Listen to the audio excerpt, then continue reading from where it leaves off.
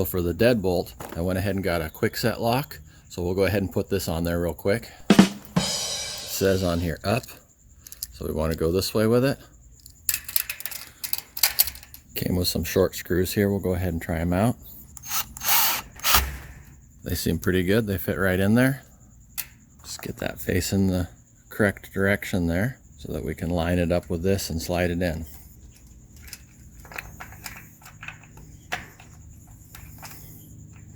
Line that up with the same direction. And we'll kind of move this here so that we can get those screws in. Just slide it in there and get it started by hand. Feels like they're going in nice and even. Alright, seems nice and good. You don't want to make it too tight or the deadbolt won't work good.